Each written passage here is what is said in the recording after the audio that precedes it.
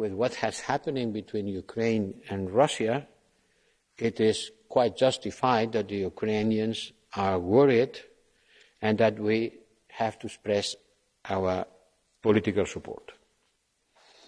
But today we are on prevention mode. Today we are on trying to avoid further escalations and to work on all avenues that we can in order to deter further Russian actions. Today we are on deterring mode, prevention mode, dissuasion mode, in order to avoid the crisis to escalate and to reach a level of military conflict. We are doing what we can for that. Yesterday, at our Foreign Affairs Council, all members reiterated our support to Ukraine, as I said, and also we have recently adopted a set of assistance measures under the European Peace Facility, a new financial tool which is under my political implementation authority, in supporting Ukrainian armed forces in areas including the provision of military, medical, engineering equipment, mobility, logistic and cyber defence support, not providing lethal arms, but on all the fields that an army requires in order to be operational. This is a tangible way of showing our support to strengthening Ukrainian resilience and also our support to the Ukrainian reform agenda since 2014. Because the reforms inside Ukraine are also an important component of Ukrainians' overall resilience to external challenges. The better will be functioning the Ukrainian democracy, the highest quality we'll have on fighting against internal problems, they will be stronger to face external challenges. But we have today to talk about an attempt to undermine further the Ukrainian territorial integrity, which was jeopardized when Russia took over on Crimea. And this would come, if it happens again, with severe political consequences and with a high political and economic cost for Russia, if this was the case. We have to act in unity. We are coordinating closely with our transatlantic ally-minded partners. We did that on Sunday, and our G7 statement was clear on this position. We called on Russia to de-escalate, to pursue diplomatic channels, and abide by its international commitments on transparency of military activities, as President Biden also did in his call with President Putin on the last 7th of December. In the meantime, as I said, we are on deterrent, dissuasion, prevention mode, and we will continue to do a full diplomatic outreach. We will reconfirm our support to France and Germany in the Normandy format to achieve full implementation of the Minsk agreements in order to resolve the conflict in eastern Ukraine. We are studying the different scenarios that one could imagine that could happen in the following days or weeks. We recall Russia's responsibility in implementing the Minsk agreements remains a key issue, and we will continue demonstrating that we will not hesitate to take actions when needed by imposing restrictive measures against the Russia-based Wagner Group. I want to raise your attention to the fact that these restrictive measures have already been taken and the Council approved yesterday. I know that for the Russian authorities, Wagner Group is a private company as private as the one that could produce sweets. But in any case, we consider that we have to show our strong determination to stand up for our interests and values in our neighbourhood and beyond. Honourable members, Ukraine has the right to make its own foreign and security policy choices. It's an independent and sovereign country, and it has the right to make its own foreign and security policy choices. And we respect fully these choices. Since the starting point of the conflict, almost 8 years ago, we have been steadfast by the Ukrainian side. Furthermore, the Ukrainians' diplomatic efforts to keep the illegal annexation of Crimea high on the international agenda, including through the launch of this international Crimean platform, are welcome and will be supported. And tomorrow, at the meeting of the Eastern Partnership Summit, we will have another occasion to stress that there is room for enhanced cooperation between the EU and these countries, as well as for gradual convergence in the area of foreign and security policy, in line with partners' commitments with the EU. I think that strengthening our partners' strategic communication capabilities will also be an important element of building resilience, including the fight against disinformation and information manipulation. And there is a lot of it, as you very well know. So by the time being, once again, we are expecting the best and preparing for the worst. And should the occasion in Ukraine deteriorate, there should not be doubt that we would be ready to respond. But by the time being, we don't want to contribute to any kind of escalation.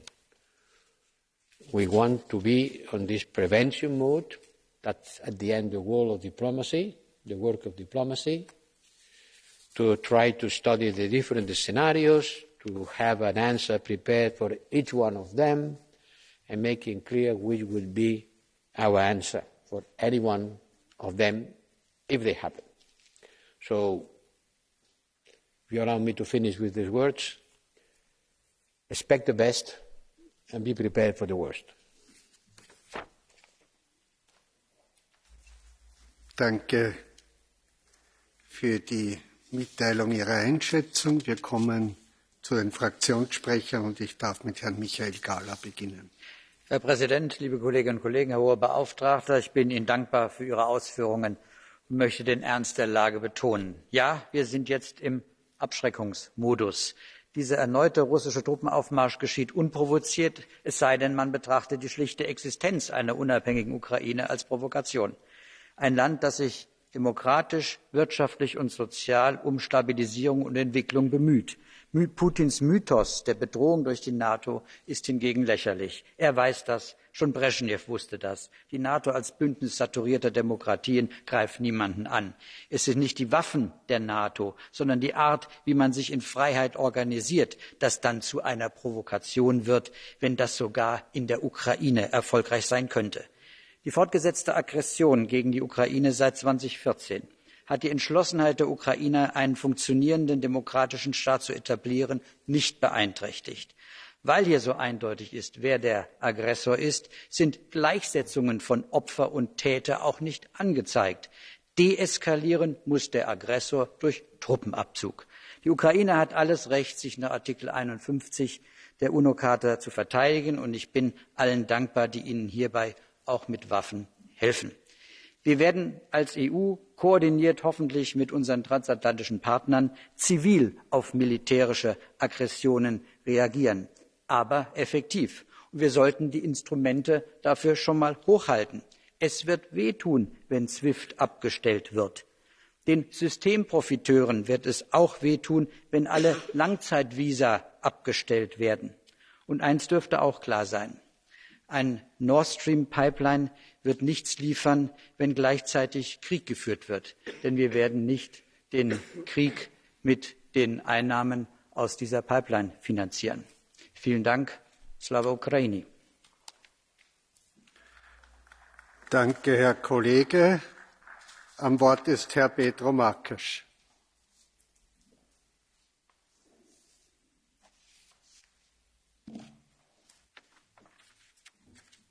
Thank you, Chair, Mr. Vice President. Just a few years ago, Russia illegally annexed Crimea and backed violent separatists that control parts of eastern Ukraine. These were concrete actions against an independent country, a partner, violating its sovereignty and international law. Once again now, Russia is sending strong signals that it may commit yet another violation with a large-scale military build-up along the border with Ukraine, deploying for the second time this year about 100,000 soldiers and military equipment in that border, which makes it clear as a threat to Ukraine and a threat to the stability on the region. Whether the intention is a full-scale military invasion or some kind of hybrid attack, or to intimidate and destabilize Ukraine even further, we must not tolerate it. The European Union, let us be clear, together with its transatlantic partners, must be ready to make full use of severe sanctions that will tell the Russian autocratic regime the price they must pay if they proceed with this line of behaviour. We therefore call on the European Summit this Thursday to prepare a strong pack of sanctions, including at least instruments such as the freeze of the European assets of people associated with the Kremlin. And I said at least. If Putin and the Russian oligarchy only knows the language of power and money, they must know how much they will lose if they do not behave differently from what we have seen these last few weeks and months. We would like to establish a normal cooperation with Russia. We have sent all those signs in the past. But it would be beneficial for everyone if that could be done with Russia engaging in a completely different path that respects international law and the stability of our neighbourhood. That's certainly the only condition in which we could establish such a normal cooperation, but we are really far from that at this moment. Thank you. Danke. Ich bitte Herrn Patras Austravicius zum Rednerpult.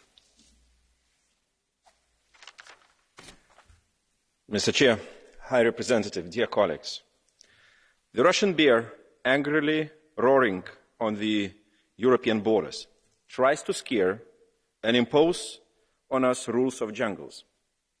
On the other hand, the Russian-speaking bear keeps the permanent member seat at the Security Council of the United Nations, the global forum of international cooperation. Compatible? Shocking? Acceptable?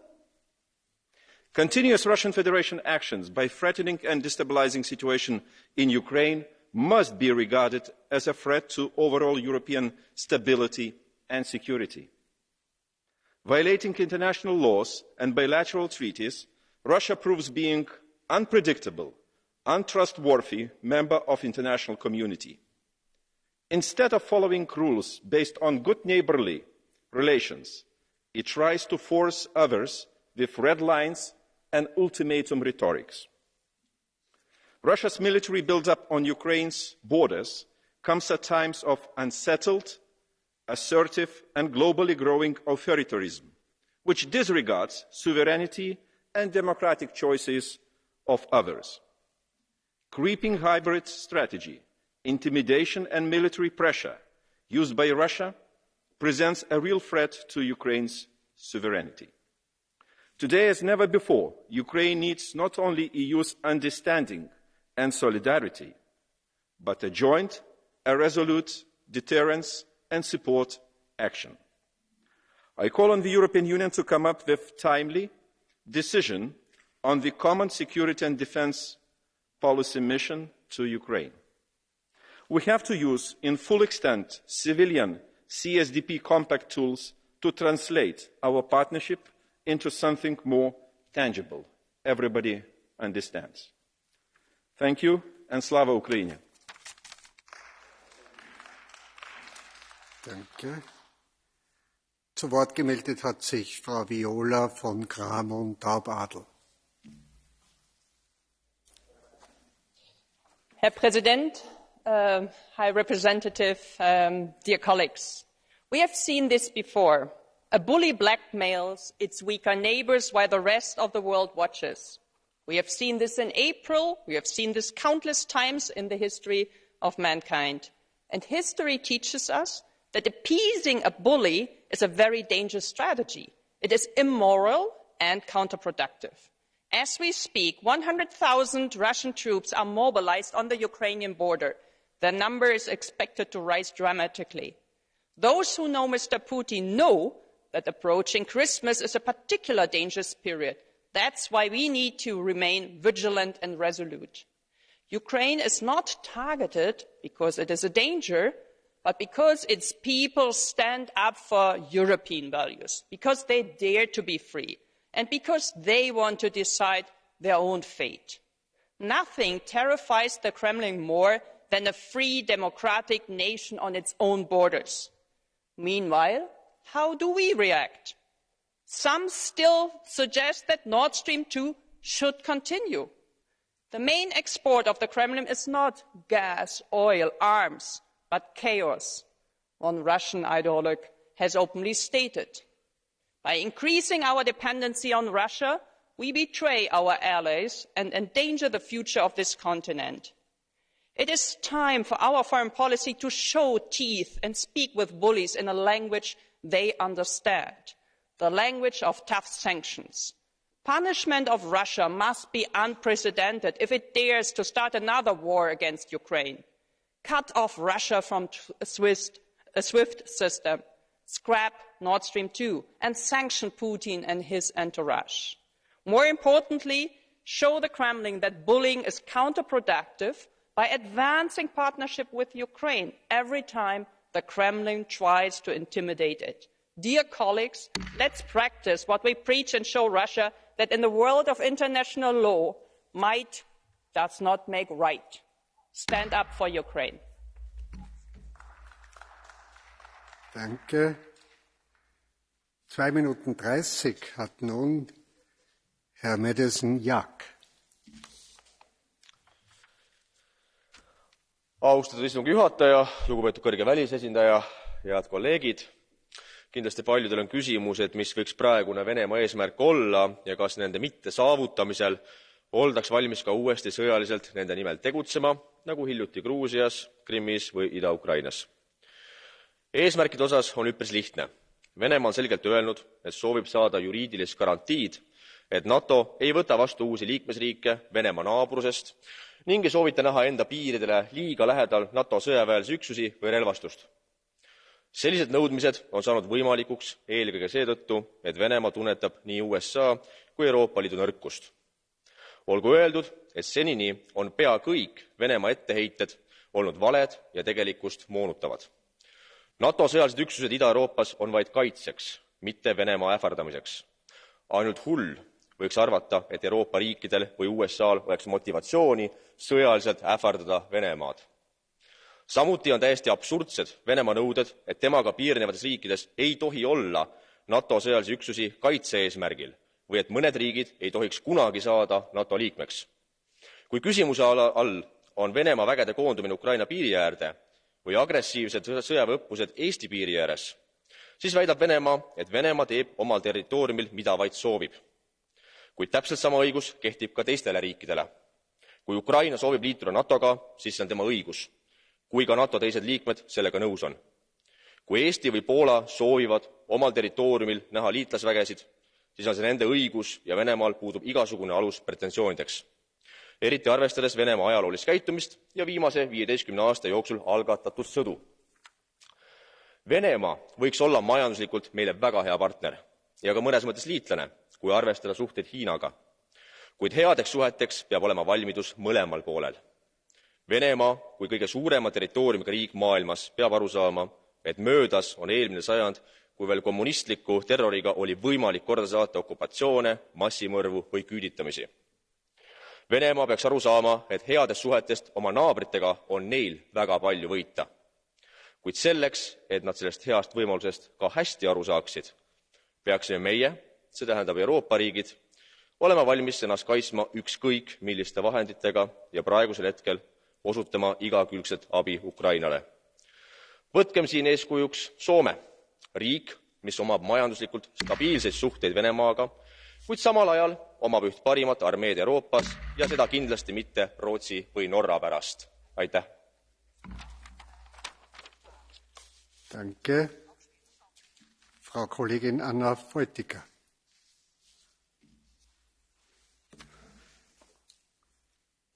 Panie Przewodniczący,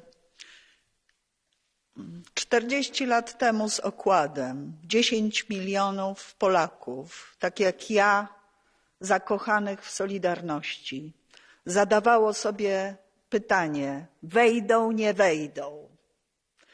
To było o ówczesnym Kremlu, w systemie komunistycznym. Od 8 lat, od czasów Majdanu, robią to Ukraińcy. Co chwila muszą się uporać z zagrożeniem, z wzrastającym niebezpieczeństwem. Od 2014 roku aneksją znacznej części swojego terytorium, okupacją wschodu Ukrainy, presją gospodarczą, cybernetyczną, dezinformacyjną, zabronieniem im jakiegokolwiek międzynarodowego wyboru. Czym się różnił tamten świat 40 lat temu od tego, z czym mamy do czynienia w tej chwili? Wówczas kolektywny Zachód był w stanie przekazać jasną, jednoznaczną, wyraźną odpowiedź Kremlowi, komunistycznemu Kremlowi Związku Sowieckiego, o tym, że aneksja Polski spotka się z bardzo istotnymi konsekwencjami. Nie było wówczas mowy o artykule 5, byliśmy częścią bloku sowieckiego, a jednak ta groźba była na tyle wyraźna i ta niepewność strategiczna, którą narzucono Związkowi Sowieckiemu, na tyle skuteczna, że my byliśmy pewni, że oni nie wejdą. Ta odpowiedź Zachodu wobec Ukraińców, Ukrainy i adresowana do Federacji Rosyjskiej, do dzisiejszego Kremla, powinna być równie jasna. Wara od Ukrainy. Danke.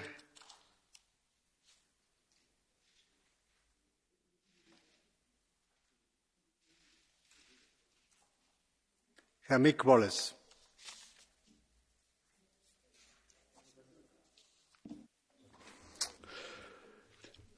Zelensky came to power on a landslide with a mandate to end the war against the secessionists in the east, which has claimed thousands of lives and has had dire economic repercussions for millions of Ukrainians.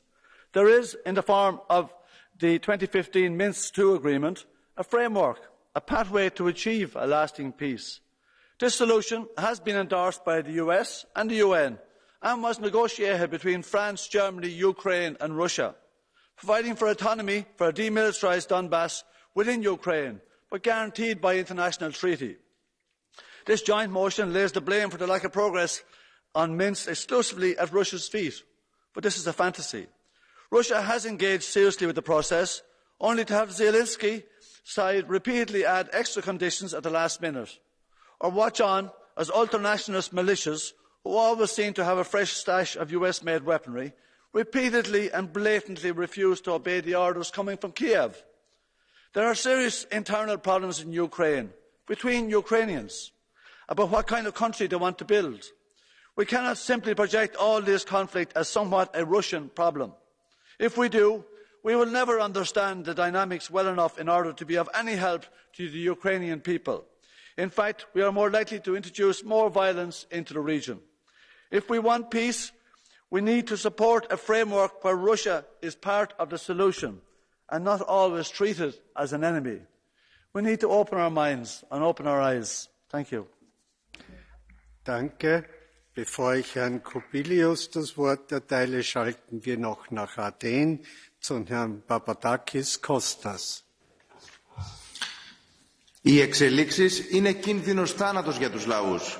Συγκέντρωση στρατιωτικών δυνάμεων των ΝΑΤΟ, Ηνωμένων Πολιτειών, Ευρωπαϊκής Ένωσης σε διάταξη σύγκρουσης και περικύκλωσης ανταγωνίστριάς τους Ρωσίας, πολεμικές απειλές και προειδοποιήσεις με επιδίωξη την ένταξη της Ουκρανίας στο ΝΑΤΟ και κλιμάκωση της κούρσας των εξοπλισμών, ένταση στα σύνορα Λευκορωσίας-Πολωνίας με χιλιάδες εγκλωβισμένους πρόσφυγες θύματα των υπερελιστικών επεμβάσεων, στρατιωτικές ασκήσεις όπως η Atlantic Resolve κυριολεκτικά πρόβες πολέμου, νέα αμερικάνικη βάση στην Αλεξανδρούπολη, στρατηγικός κόμβος για την υλοποίηση των επικίνδυνων υπερελιστικών σχεδίων στην ευρύτερη περιοχή, συνέχιση της στρατηγικής σχέσης Ευρωπαϊκής Ένωσης και των ΗΠΑ με την αστική τάξη της Τουρκίας και υποκριτικές κυρώσεις της Ευρωπαϊκής Ένωσης για το προκλητικό άνοιγμα των βαροσίων στη γραμμή διαιώνισης της κατοχής στην Κύπρο. Απαιτούμε να σταματήσουν οι ευρωατλαντικές ασκήσεις που στρέφονται κατά της Ρωσίας και άλλων κρατών, να τερματιστεί η κατοχή στην Κύπρο, να εξασφαλιστούν τα δικαιώματα των προσφύγων, να κλείσουν οι αμερικανοανατολικές βάσεις από την Ελλάδα που έσπηραν οι κυβερνήσεις της Νέας Δημοκρατίας, του ΣΥΡΙΖΑ και του ΠΑΣΟΚ, καμία αποστολή ελληνικών στρατιωτικών δυνάμεων εκτός συνόρων. Bei uns ist unser nächster Redner Herr Andrius Kubilius.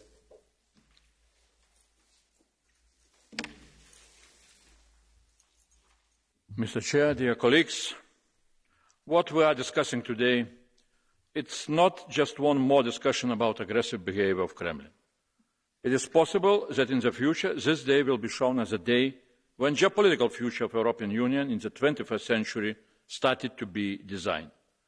Putin, who started the war against Georgia in 2008 and against Ukraine in 2014, now is demanding that those countries should not take care about their security and that the West should abandon them.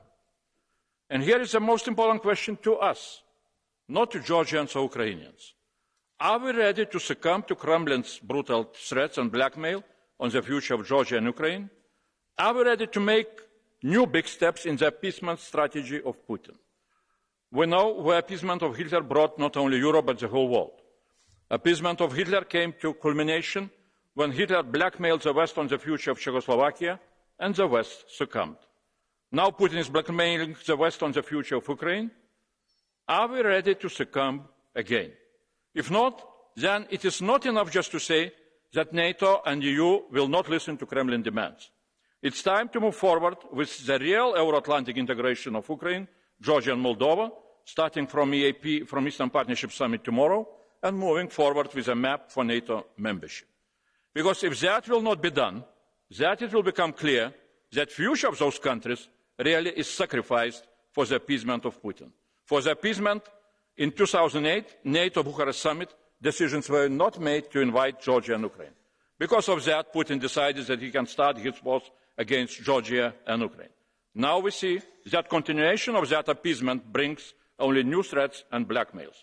And if we shall succumb, now we shall be responsible for the creation of real aggressive fascism in the 21st century and for all the future tragedies of the European continent. Slava Ukraini!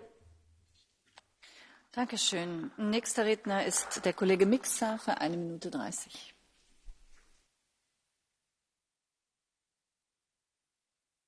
Colleagues, the current amassing of Russian troops and military equipment on Ukraine's borders is extremely dangerous and provocative.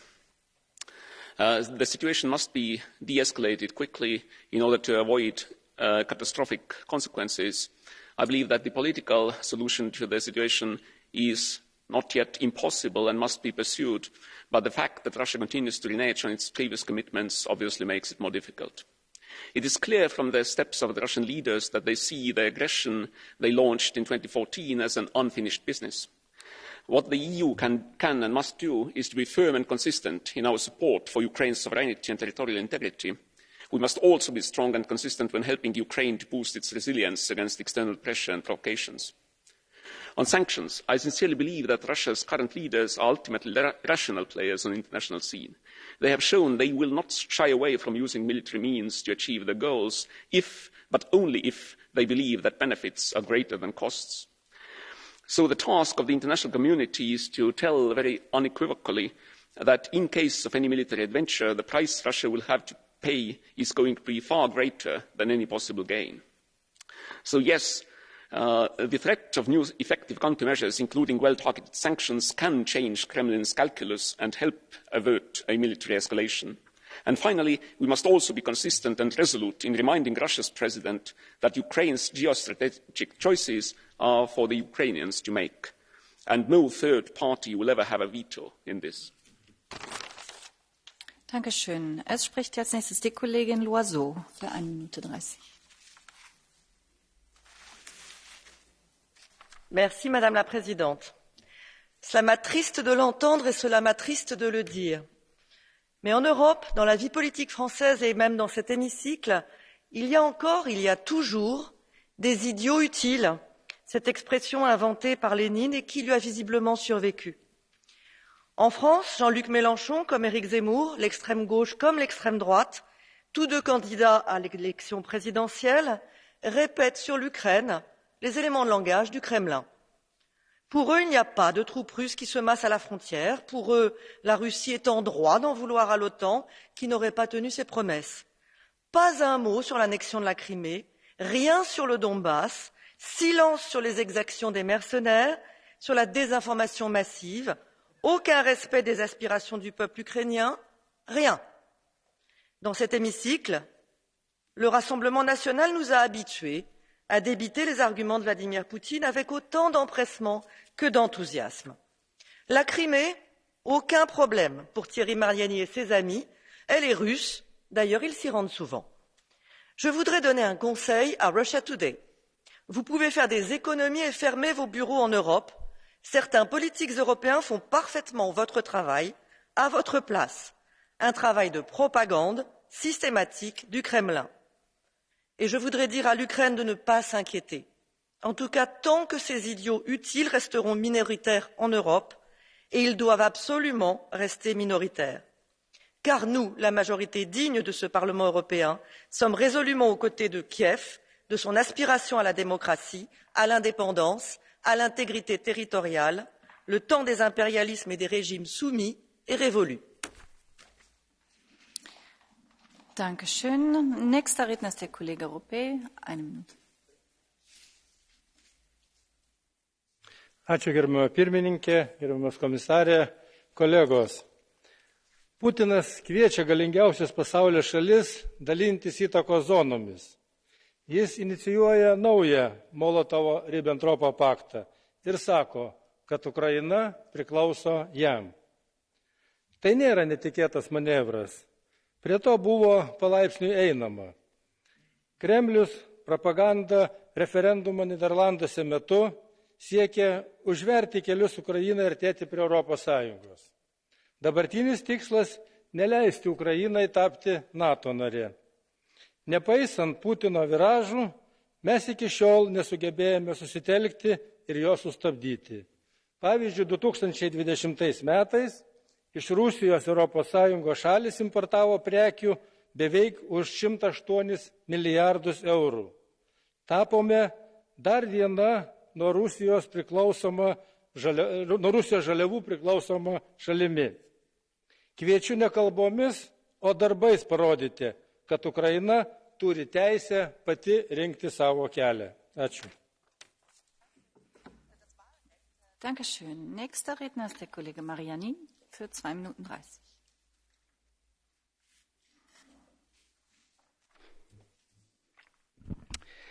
J'ai cherché en vain quel territoire ukrainien était aujourd'hui occupé par la Russie, Madame Loiseau.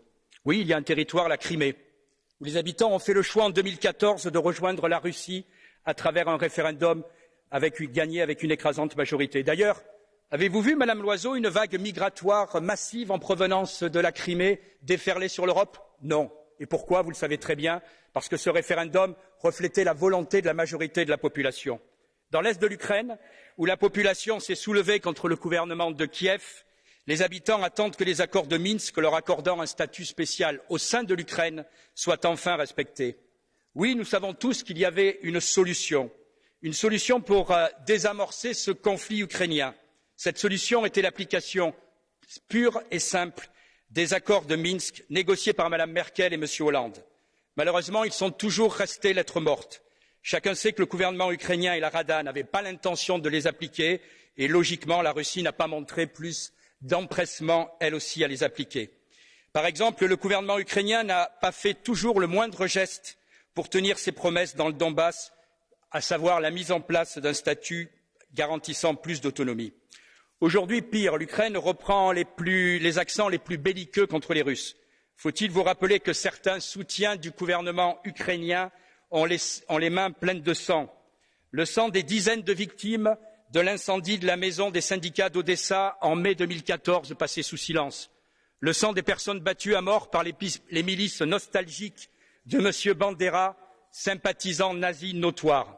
Faut-il rappeler que la crise du Donbass doit son déclenchement à la décision du gouvernement de M. Porochenko de supprimer les langues régionales en 2014, le russe, mais aussi le hongrois, le roumain et même le tatar criméen. Aujourd'hui, 13 000 Ukrainiens, quelles que soient leurs idées, ont perdu la vie dans ce conflit. L'Union européenne doit cesser de se voiler la face en Ukraine. Le dernier rapport de la Cour des comptes de l'Union européenne commence en ces termes, je cite, « L'Ukraine est minée par la grande corruption. Le président Zelensky, qui enchaîne les échecs, joue d'ailleurs sur la montée des tensions pour sauver le peu de popularité qui lui reste. Censure de la presse, dénonciation de faux coups d'État, visiblement on est prêt à tout pour garantir sa situation. La seule voie pacifique aujourd'hui, c'est le respect des accords de Minsk, c'est le respect que l'Union européenne devrait exiger de toutes les parties pour éviter une nouvelle guerre, et c'est ce respect dont vous vous moquez, quels que soient vos propos. Dankeschön. Nächster Redner ist der Kollege Waszczykowski, der von seinem Platz aus sprechen wird.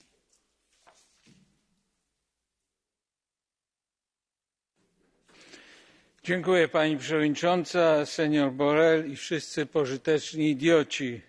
Kolejny raz debatujemy o rosyjskim imperializmie, a konflikt trwa 8 lat. Na każdą rosyjską eskalację odpowiadamy apelem o dialog, zapominając jednocześnie, iż to Rosja tworzy problemy, a nie rozwiązania. Rosja tworzy te problemy i oczekuje właśnie na dialog, aby uzyskać od nas dalsze koncesje, a nie dojść do kompromisowej sytuacji między nami. Blokuje wszystkie inicjatywy pokojowe Ukrainy. Czy i kiedy zaczniemy rozliczać Rosję, a nie wynagradzać ją? Chciałbym zwrócić się do naszych niemieckich kolegów i nowego rządu w Berlinie. Czy nadal będą brane tylko interesy rosyjskie, jak wspomniał o tym kiedyś pan Heusgen, doradca pani Merkel? Czy nadal będzie stosowane embargo na dostawy broni nawet defensywnej dla Ukrainy? Czy nadal będzie blokowany proces wszelkiego zbliżenia relacji Unii z Ukrainą aż po członkostwo w Unii? Czy i kiedy Niemcy zajmą twarde stanowisko w formacie normandzkim i mińskim? Czy Francja, która zaraz przejmie przewodnictwo, wykorzysta prezydencję również do tego, aby format normandzki i format miński zaczął działać, czy będzie to w dalszym ciągu polityka resetu? Nie ma definicji kar i sankcji. Wymieniono dziś całą listę tych kar i sankcji tutaj na tej sali. Mamy deficyt woli zastosowania tych kar i sankcji. Więc działajmy, apeluję, abyśmy nie spotkali się za miesiąc czy dwa na kolejnej bezradnej debacie. Chciałbym życzyć przede wszystkim wszystkim Ukraińcom żyjącym na okupowanych terytoriach i zaanektowanych. Merry Christmas and Happy New Year. Dziękuję. Dankeschön. Nächster Redner ist der Kollege Castaldo, 1 Minute.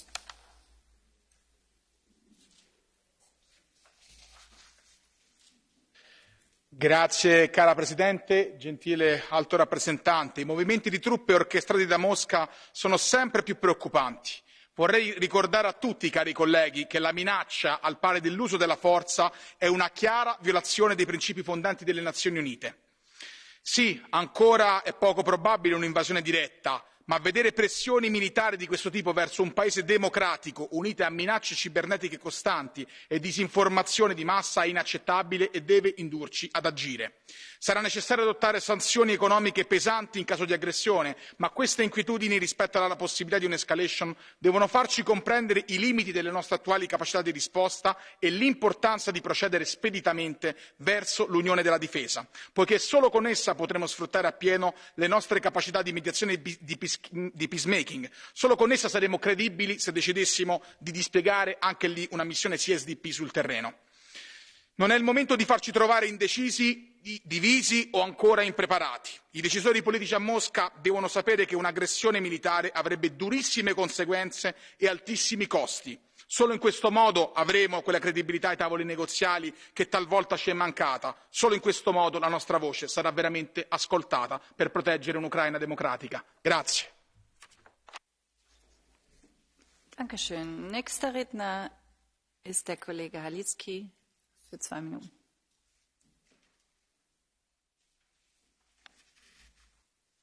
Szanowni Państwo, Wysoka Izbo, Putin zaatakował Ukrainę w ostatnich 2 latach już 2 razy. Szykuje się do 3. ataku i to naprawdę realna groźba.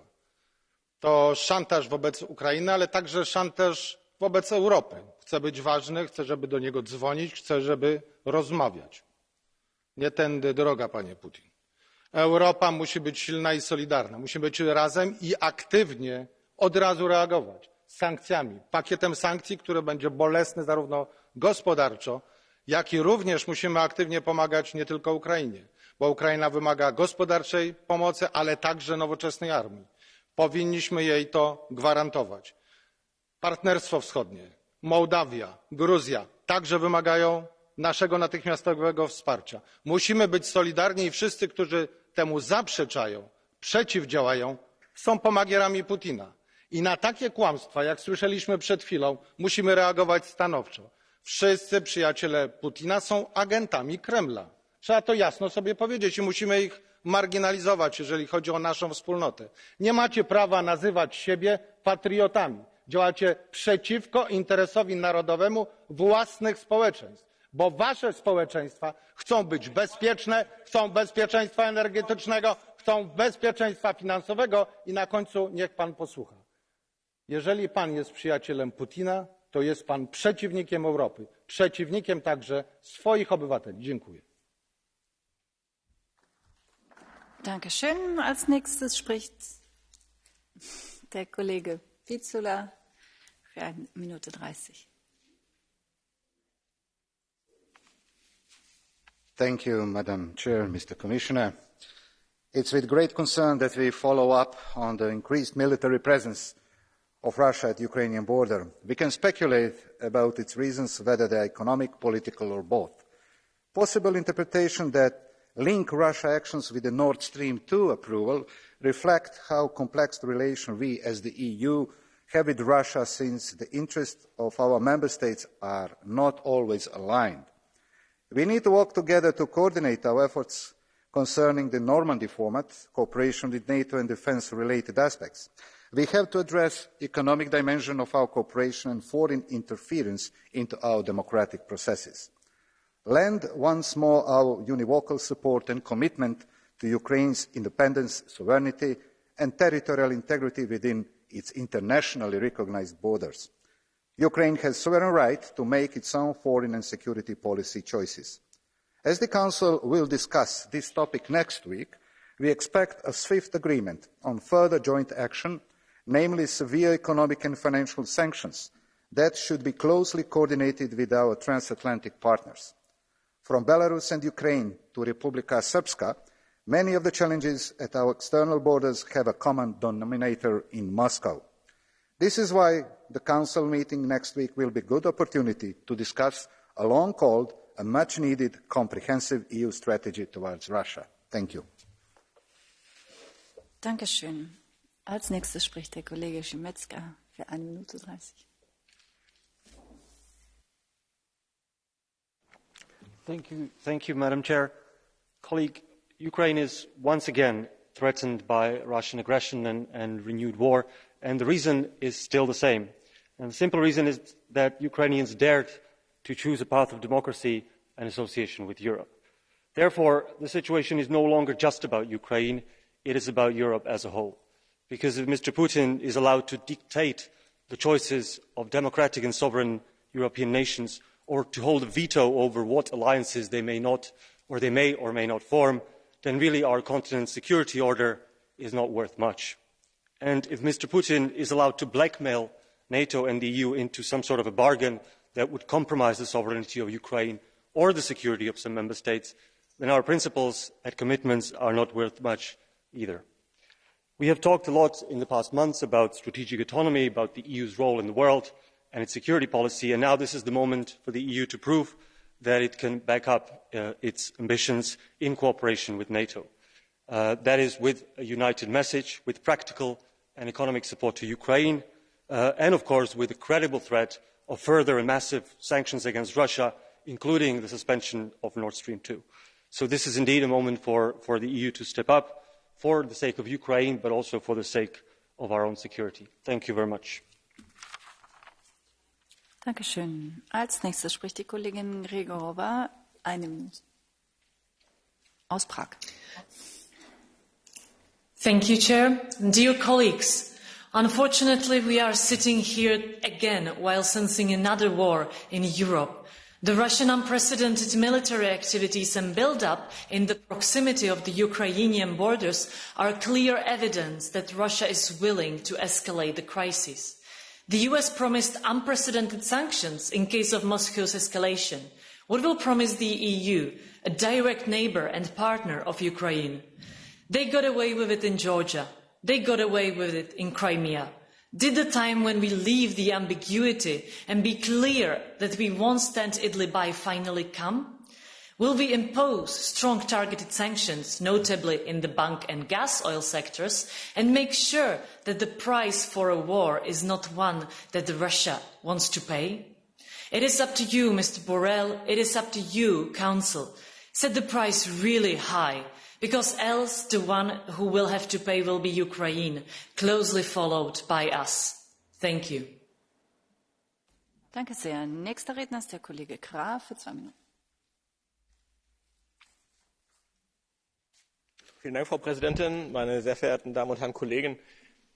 Wenn wir über das Problem der Ostukraine reden, sollten wir nicht verschweigen, dass es eine Regelung gibt, nämlich das Minsker Abkommen, Minsk II genannt.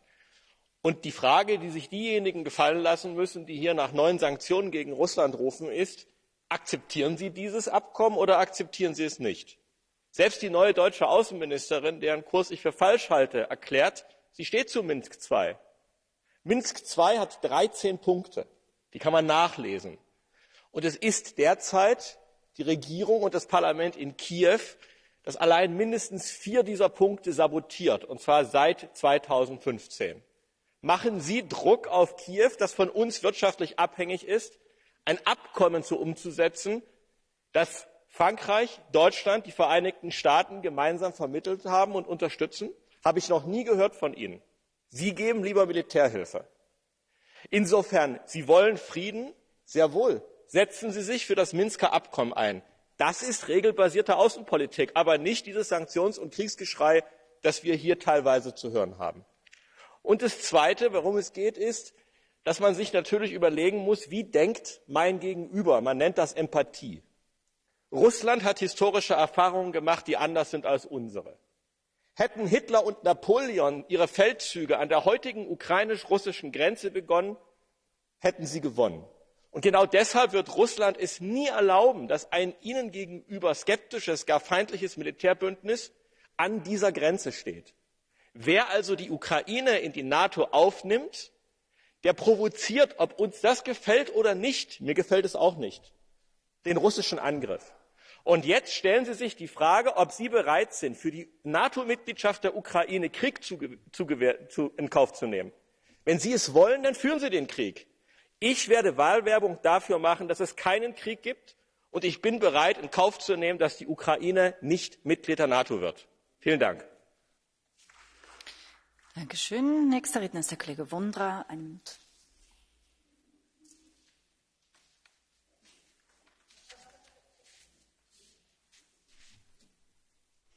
Thank you, ladies and gentlemen.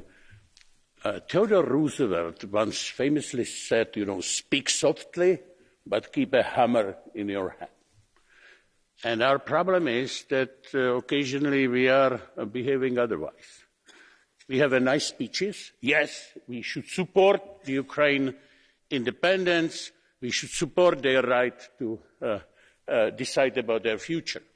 We also rightly criticize Putin and his aggressive behavior. But we do nothing to deter him from action. This is our problem. We should be able to deploy the strategic weapons in the Eastern theater. We should be able to declare the sanction that would hurt him, not the sanction which produced just his loss. But our problem is that occasionally we are rather putting our heads into the right into the Putin's rope. With our increasing dependence on the Russian gas, with our inability to support nuclear energy. This is our problem, and until we will change that, nothing would happen. Dankeschön. Nächster Redner ist der Kollege Urik. 1 Minute.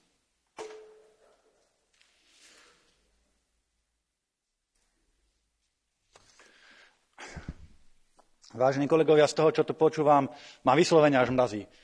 Vy fakt chcete vojnu s Ruskom? Pretože presne k tomu táto konfliktná politika smeruje. Žiadate od Ruskej federácie, aby stiahla svoju vlastnú armádu zo svojich vlastných hraníc. Povedzte mi, kam majú ísť? Veď oni sú na svojom vlastnom území. Američania, americká armáda je 8 000 kilometrov ďaleko od Washingtonu, tak mi prosím vás povedzte, kto tu provokuje koho? Kto tu provokuje koho? Žiadate od Rusov, Američania tvrdia teda, že Rusov treba nejakým spôsobom zatlačiť, pretože sú hrozbou, že pripravujú inváziu. To počúvame posledných 7 rokov, to sme počúvali pri Iraku, že Saddam má zbrane hromadného ničenia. Kde boli? Nakoniec sa ukázalo, že to je obyčajné klamstvo, obyčajná lož na ďalší americký útok. Tieto provokácie, ktoré sa tu predvádzajú, sú naozaj čisté bláznostvo. Veď vy si neuvedomujete, že toto všetko môže reálne viesť vojne? K reálnej vojne, kde budú zomierať ľudia aj na území Strednej Európy a kde sa aj my Slováci budeme musieť starať o obete pokryté krvou? To je na hlavu. Prepáčte. Dankeschön. Als nächstes spricht der Kollege Rangel für 2 Minuten.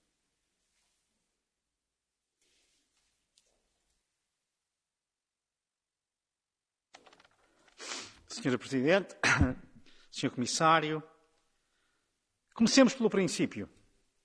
A Rússia, liderada por Putin, começou por pôr em causa a integridade territorial da Geórgia, depois da Ucrânia, designadamente com a anexação ilegal e não reconhecida da Crimeia, e depois avançando para a guerra na Ucrânia, no leste da Ucrânia.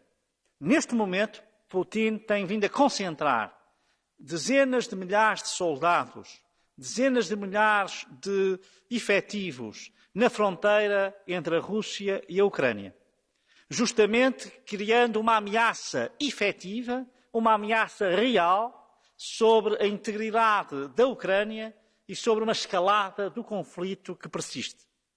Por isso mesmo, nós, países ocidentais, nós, União Europeia, em conjunto com os Estados Unidos e com o Reino Unido, não podemos, em caso nenhum, tolerar que a Rússia possa criar mais uma situação de guerra e de violação da ordem internacional na Ucrânia. Claro que é fundamental manter o diálogo dos acordos de Minsk e manter o diálogo através da Alemanha e da França naquela estrutura de quadrilátero com a Rússia e com a Ucrânia, mas, sendo isso muito importante para o diálogo, é fundamental manter firme a posição face à Rússia. Isso significa, desde logo, que sejam claras as sanções aplicadas ao regime russo, E, em particular, as sanções que podem vir a ser aplicadas no caso de haver algum desenvolvimento negativo nas relações entre a Rússia e a Ucrânia. Aqui, a União Europeia, os Estados Unidos e o Reino Unido têm de estar em total sintonia, de uma forma firme, dura e clara, que mostre também solidariedade para com a parceria oriental e para com os Estados do leste europeu que integram a União Europeia. Sem essa garantia, a paz na Europa e a paz no mundo está em perigo. Putin tem de ser travado, Putin tem de ser detido. Danke sehr. Nächste Rednerin ist die Kollegin Santos. 1 Minute.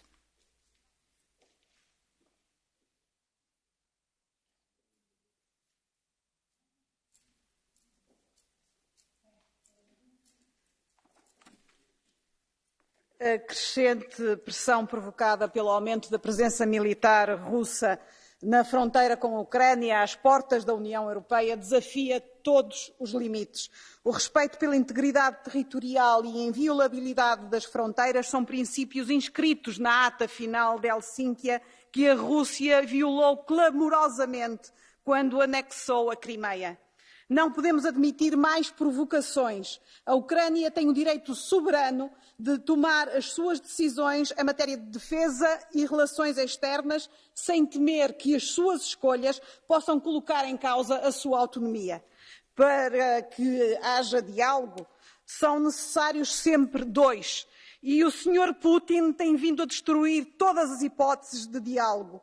Chegou o tempo de encararmos a aplicação de medidas sancionatórias mais duras, em conjunto com os Estados Unidos e o Reino Unido, e de passarmos a uma reflexão profunda sobre a instituição de uma efetiva política de defesa comum.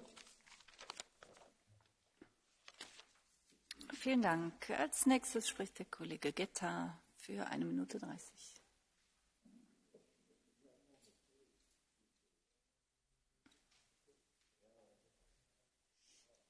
Madame la Présidente, mes chers collègues, je ne vais pas revenir sur ce que tant d'entre vous ont déjà dit, bien dit et légitimement dit sur les gesticulations militaires russes à la frontière de l'Ukraine. Je voudrais attirer plutôt votre attention sur la négociation qui se cherche entre l'Alliance atlantique et la Russie.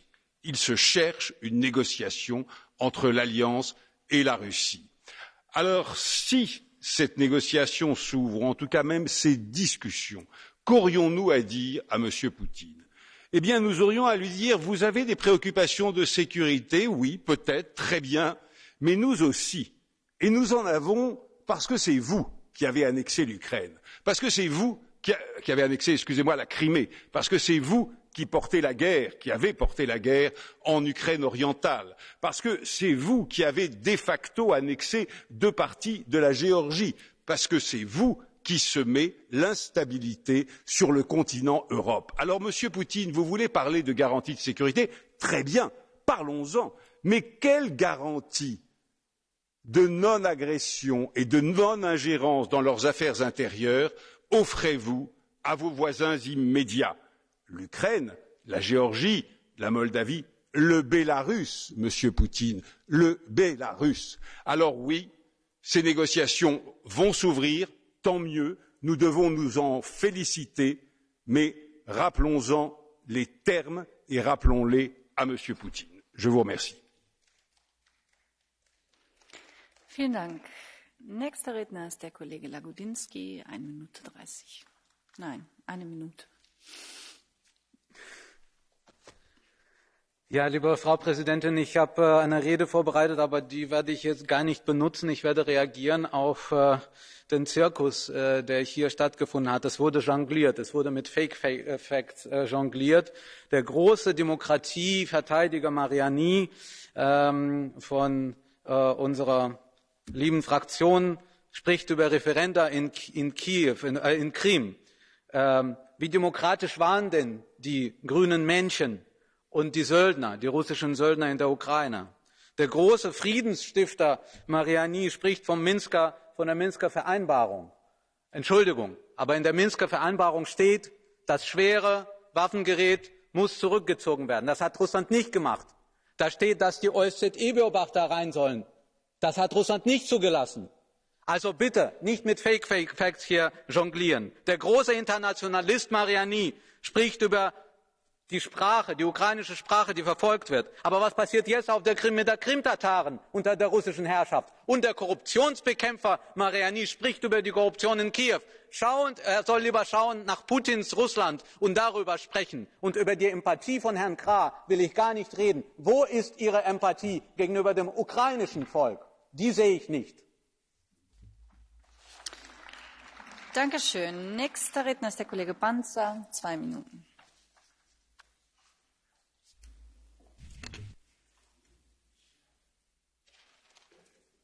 Grazie Presidente, cari colleghi, Alto rappresentante, condividiamo le preoccupazioni per quanto sta accadendo tra Ucraina e Russia e serve il massimo impegno di tutti per scongiurare qualsiasi tipo di escalation che possa sfociare in un conflitto armato, minaccia che per ora sembra solo tale ma che se disgraziatamente dovesse concretizzarsi porterebbe a conseguenze drammatiche a un'Europa già duramente provata dalla pandemia. Ampliando però un po' il campo visivo sullo scacchiere internazionale, non possiamo fingere che non ci sia un convitato di pietra in tutta questa situazione, che nessuno ha citato. Desta infatti particolare preoccupazione la notizia secondo cui il presidente della Turchia Erdogan si sia proposto come mediatore tra la disputa tra Ucraina e Russia. Caro Alto rappresentante, qual è la posizione dell'Europa su questo tema? Ma soprattutto quando usciremo da questa situazione di imbarazzo? Dico imbarazzo perché siamo in una situazione in cui sembra si continui ad ignorare i fatti. Vogliamo continuare ad ignorare che la Turchia acquisti sistemi antimissilistici dalla Russia pur essendo membro della NATO? Vogliamo continuare a ignorare il fatto che la Turchia vende droni all'Ucraina? Vogliamo continuare a fingere che il comportamento della Turchia non abbia come scopo quello di impedire un conflitto ma solo quello di consolidare la propria egemonia geopolitica su tutto il confine orientale e meridionale dell'Europa, partendo proprio dalla Turchia, dall'Ucraina e arrivando fino alla Libia? Vogliamo continuare a sottostare al ricatto dei migranti portato avanti dal regime turco, che poi abbiamo visto trovare anche degli emulatori come accaduto sul confine polacco-bielorusso solo poche settimane fa, solo perché l'Europa non è in grado di fare una seria politica di frontiera lasciando da sola gli Stati membri? Se la politica estera europea vuole finalmente battere un colpo e smettere di essere in balia degli eventi, oltre ad annunciare le solite sanzioni, inizia a prendere delle decisioni serie e smetta di finanziare il dittatore turco. Smettiamo di raccontarci la favola che i miliardi di euro che l'Europa dà alla Turchia servono per le minoranze e per favorire un processo di democratizzazione, mentre sappiamo benissimo che sono solo soldi dei cittadini europei che vengono usati da Erdogan per consolidare il proprio potere geopolitico. Grazie. Dankeschön. Der nächste Redner ist der Kollege Zlotowski, 1 Minute.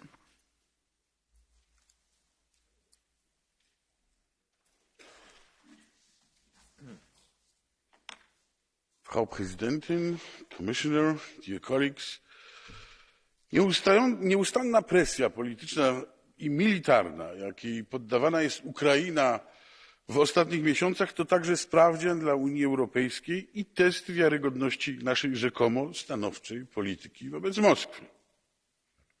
Ale jak się bronić bez broni? Niestety decyzja o blokowaniu zakupów uzbrojenia dla ukraińskiej armii przez Niemcy i Niderlandy to dowód na to, że już sama groźba gazowego szantażu wystarcza, by paraliżować jakiekolwiek skuteczne działania.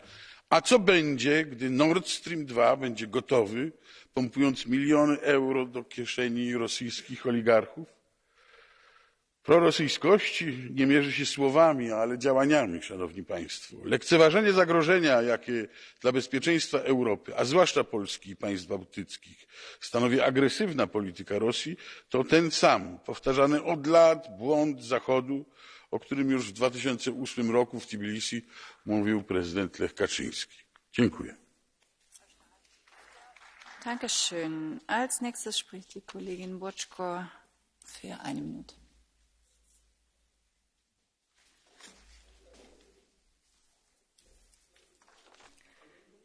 Köszönöm szépen, elnök asszony. Aggodalommal figyelem a történéseket az ukrán-orosz határon. Borrell egyetértve mindent meg kell tenni a helyzet deeszkalálódása érdekében, a válság elmélyülése ellen. Ezért minden olyan kezdeményezést támogatnunk kell, amely a konfliktus békés megoldásának irányába, a minszki megállapodások teljesítése felé halad. Remélem, hogy a normandiai formátum is feléleszthető még. Magyarország, ahogy eddig is, határozottan kiáll Ukrajna területi integritása és szuverenitása mellett. Ukrajna lakossága évek óta nehéz helyzetben van, ezért fontos lenne számukra a béke és a stabilitás, hiszen több ezer ember vesztette már életét, köztük kárpátaljai magyarok is a haza védelmében. Magyarország számtalanszor bizonyította, hogy Ukrajna számíthat a támogatására. Ugyanakkor elfogadhatatlan a nemzeti kisebbségek, köztük az országban élő magyar közösség szerzett jogainak szűkítése, hiszen a kisebbségi jogok emberi jogok. Az alapvető emberi jogok nem lehetnek a kelet-ukrajnai konfliktus járulékos veszteségei. Remélem, hogy mielőbb helyreáll a béke és a biztonság a térségben, hiszen ez mindannyiunk érdeke. Köszönöm. Dankeschön. Nächste Rednerin ist die Kollegin Kalniete für 2 Minuten.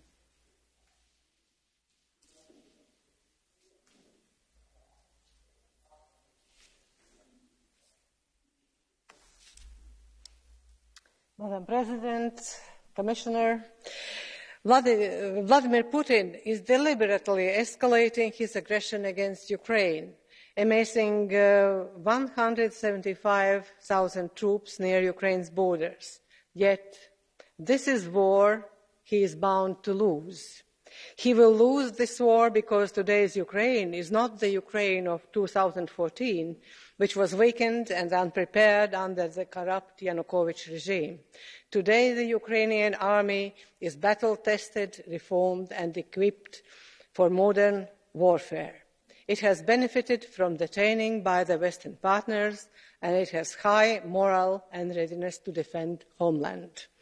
Putin will also lose the war because more than 56% of Ukrainians now support closer integration with NATO and the EU. He has failed to win over hearts and minds of Ukrainians. Finally, Putin will lose the war because further aggression will be met with powerful Western retaliation, severe restrictions of imports of Russian gas, freezing of the bank accounts of Putin's cronies, the permanent halt of certification of Nord Stream 2, and disconnecting Russia from the SWIFT system. All of these measures should also be applicable in the case of unconventional aggression, the use by the Kremlin of hybrid warfare instruments, including cyber attacks and artificial mass migration. The EU and NATO member states must support reinforcing Ukraine's military capabilities through arms and technology transfers. It is completely unacceptable for any single member state to prop up Moscow's interests by blocking such support. In the end, we must finally discard any ideas of appeasing Putin. Ukraine is not Chamberlain's faraway land. It is our neighbour, close partner and friend. EU and Ukraine must stand united against Putin's blackmail. Thank you. Dankeschön. Nächster Redner ist der Kollege Olekas für 1 Minute.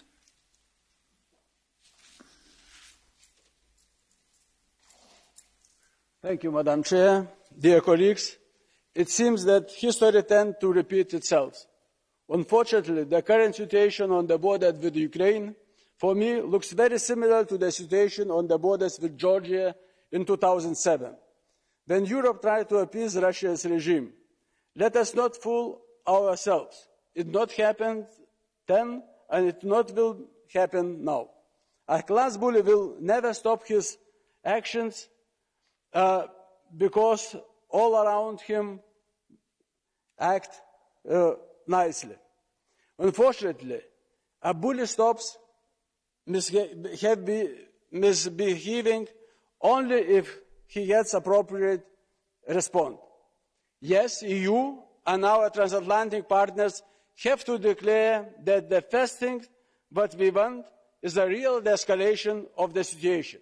But we also have to make clear that the EU will swiftly react to any violation to the sovereignty of the borders of Ukraine. And this reaction will include, but not necessarily be limited to, the usual financial and economical response. Thank you. Slava Ukraini. Dankeschön. Nächster Redner ist Herr Kollege Cioloș. Eine Minute.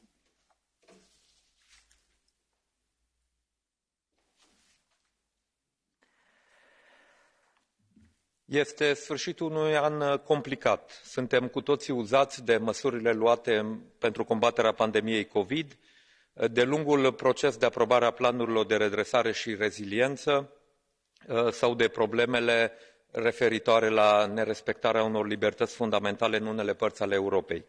Cu toate astea, evoluțiile de la granița Ucrainei cu Rusia nu trebuie ignorate, pentru că acea problemă nu e doar o problemă a Ucrainei, ci una care privește întreaga Europă.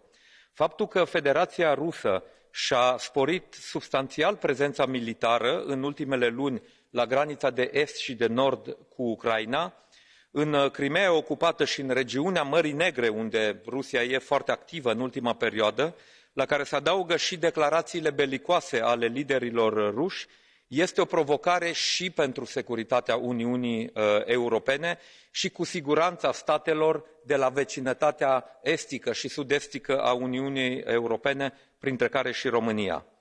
Comparații cu 1939 au devenit în ultima vreme banale, însă nu trebuie să uităm principala lecție a acelei perioade, că nu trebuie să abdicăm de la solidaritate. Singura modalitate prin care putem să-i convingem pe Rusia lui Putin că trebuie să dea înapoi e solidaritatea Uniunii Europene la acest fenomen. Mulțumesc!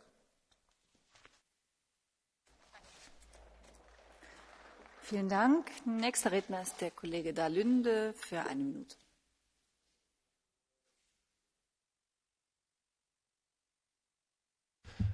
Tack så mycket, fru talman. De senaste veckorna har hundratusentals ryska soldater mobiliserats vid Ukrainas östra gräns. Den här provokationen är inte den första, utan den väcker oroande minnen. För snart 8 år sedan slutade en liknande upptrappning med den illegala och folkrättsvidriga annekteringen av Krimhalvön. Enligt Helsingforsavtalet har länder rätt till självbestämmande och konflikter kring gränser ska lösas med diplomati. Trots det har Ryssland tidigare inte tvekat att kränka andra länders suveränitet och ändra gränser med militärmakt. Och det verkar nu vara villiga att göra det igen. Agerandet är ett angrepp på Helsingforsavtalet och det är i strid med den europeiska säkerhetsordningen. Det ukrainska folket ska veta att vi i Europa står på deras sida, att vi står upp för deras rätt till självbestämmande och för de avtal och principer på vilka vi har byggt ett fredligt och demokratiskt Europa. Tack så mycket. Vielen Dank. Nächster Redner ist der Kollege Bielan für eine Minute.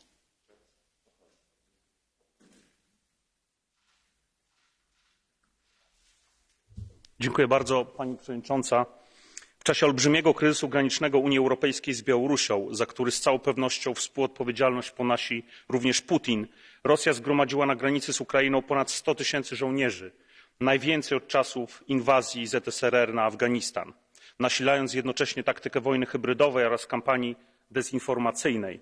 Dlatego obawy przed potencjalną drugą inwazją na Ukrainę wydają się więcej niż uzasadnione. Nikt nie może mieć już wątpliwości, iż obecny reżim rosyjski zagraża pokojowi i bezpieczeństwu w całej Europie, dążąc po raz kolejny do zmiany granic i odebrania suwerenności kolejnym państwom. W tym kontekście widać, jak wielkim błędem było przyjęcie przez niektóre państwa europejskie z Niemcami na czele polityki appeasementu i pozwolenie Putinowi na budowę gazociągu Nord Stream 2, znacznie zwiększając zależność Europy od rosyjskiego gazu. Uważam, że żądania Rosji dotyczące euroatlantyckiej przyszłości Ukrainy oraz szantaż energetyczny wobec Unii Europejskiej i krajów partnerskich są niedopuszczalne. Ukraina nie może być traktowana jako karta przetargowa w grze politycznej Putina. Dlatego domagam się rozważenia znacznego zaostrzenia sankcji, łącznie z proponowanym już tutaj wcześniej wykluczeniem Rosji z systemu SWIFT. Bardzo dziękuję. Dankeschön. Als nächstes spricht der Kollege Sikorski für 2 Minuten.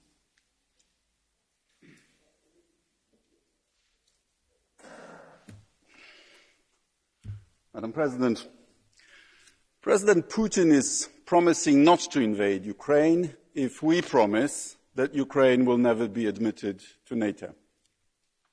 But President Putin, we were at the same NATO summit in Bucharest in 2008, at which we, NATO, did not grant Ukraine a membership action plan. And we have actually stuck to our decision. Whereas you, President Putin, have since then invaded Georgia, invaded Crimea, invaded Donbass, shot down MH17, and deployed Iskander's missiles into the Kaliningrad Oblast. Before that, you broke the Budapest Memorandum of 1994, which promised Ukraine independence and inviolability of borders in return for Ukraine's nuclear arsenal. Mr. Putin, your invasion manifesto of July this year is based on a lie. Russian speakers in Ukraine are not Russian. And if you don't believe me, ask Irish members of this House whether they want to be ruled from London again just because they speak English. If you invade again, your kleptocratic regime might come unstuck. And what I know for sure is that if you invade again, the solidarity of this House should not be with the invaders, but with the invaded, with the victims, and that victims of aggression deserve our help in defending themselves. Thank you. Danke sehr. Als nächstes spricht der Kollege Miller für 1 Minute. Von Warschau.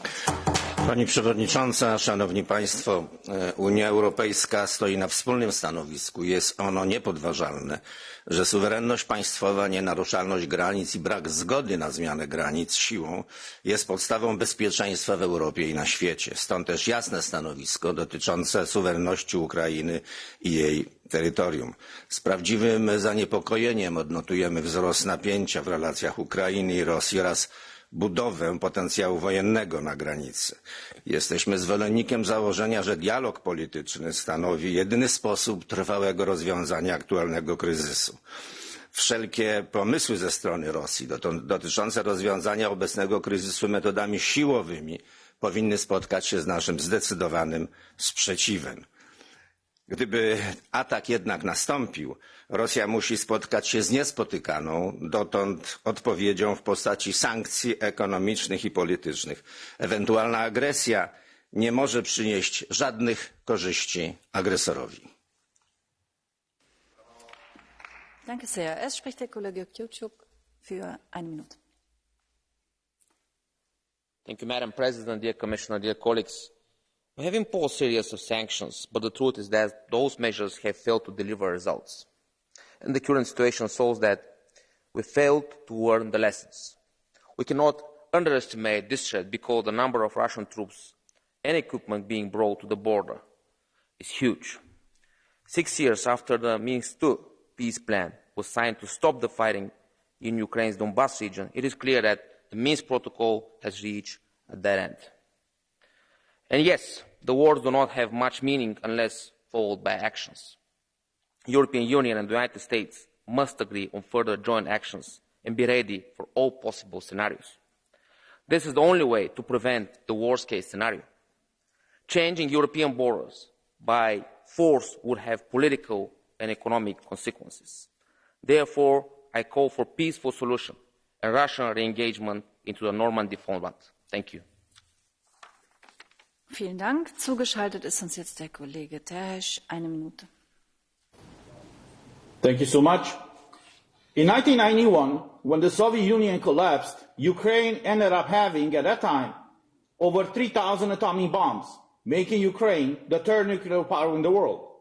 In 1994, Ukraine trusted the guarantees received from Russia as well as the West, and agreed to denuclearize, so it signed the so-called Budapest Memorandum. In exchange to denuclearize, Russia reaffirmed in that memorandum its obligation to refrain from the threat or use of force against the territorial integrity or political independence of Ukraine. Ukraine and the West kept its end of the bargain, but Russia had not.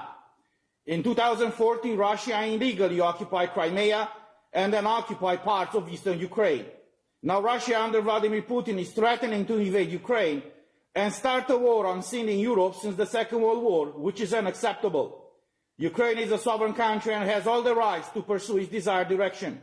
I call therefore to support the national sovereignty, independence and international recognized borders of Ukraine and use all the necessary means to help Ukraine defend itself. Thank you. Dankeschön. Nächster Redner ist der Kollege Bojescu für 1 Minute 30.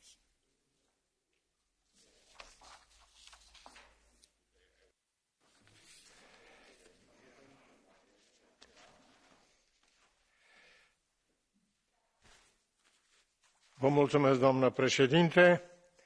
Moscova solicită garanții de securitate din partea SUA și a NATO, precum că Alianța Nord-Atlantică nu se va extinde spre Est, în condițiile în care state independente și suverane, Ucraina și Georgia, doresc acest lucru. Declarația ministrului adjunct de externe, Serghei Ryabkov, este edificatoare. Citez: lipsa de progrese în soluționarea politico-diplomatică a acestei probleme va face ca răspunsul nostru să fie militar și tehnico-militar. Încheiat citat.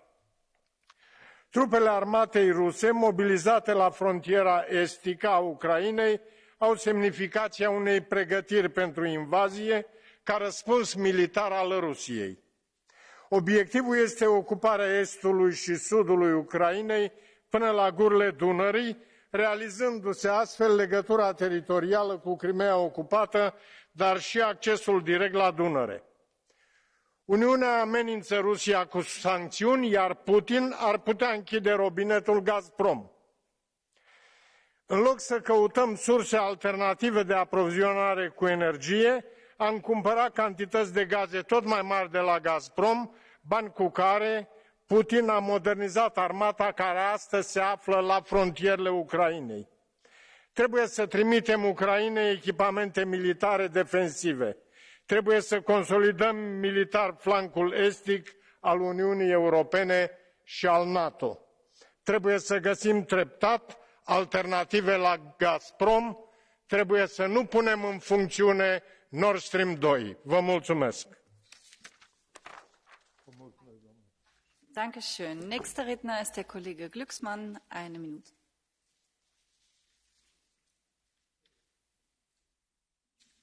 Merci, Monsieur le Commissaire, mes chers collègues. J'avais prévu un discours, mais il ne sert plus à rien, parce qu'après avoir entendu Monsieur Mariani et Monsieur Kral, l'extrême droite française et l'extrême droite allemande, il est temps de venir dire ici à quel point on en a marre.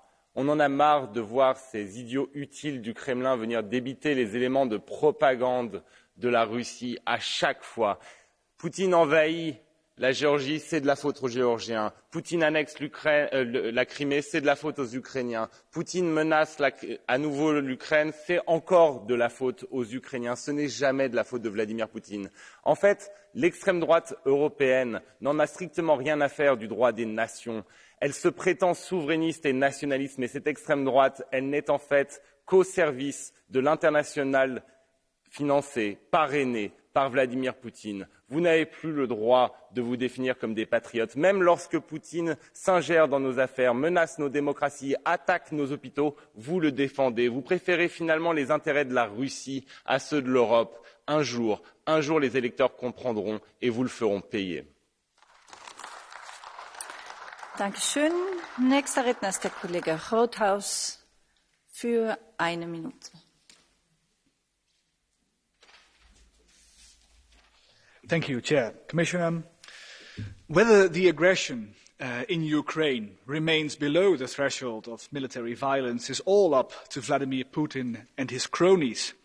But if he decides to use military force, I say he has to know the cost will be sky high. Now, the added value of our European Union is that we are extremely well positioned to communicate credibly such sky-high costs, also upfront and as a deterrent. And I therefore call to set up a ready-to-impose interdisciplinary set of countermeasures, economic sanctions, use agricultural certificates, but also migration visa. Show Russia's elite what freezing assets would actually mean, blocking access to the European market, financial, banking limitations, energy and trade instruments, and so forth. Si vis pacem para bellum. He who wants peace, prepare for battle. And for the European Union in this moment means prepare to impose maximal costs in order to deter any stupid move towards new military escalation by Russia. Thank you. Dankeschön. Nächster Redner ist der Kollege Czarnecki für 1 Minute.